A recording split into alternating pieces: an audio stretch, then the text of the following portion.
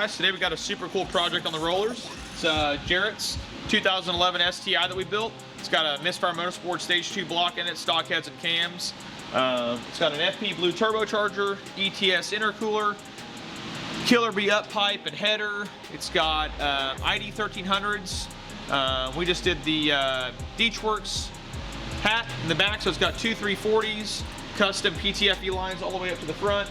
And we are super excited to see what it does. Ben is calibrating it on a Haltech Elite 2500 with all the modes are functional and all the SI drive modes are functional. It's a really exciting time for all of us here. We put a lot of time and effort into getting this figured out, and Ben's doing his thing in there to see what we can do. So full flex fuel integration, standalone ECU, it's ready to go. So we'll keep you updated.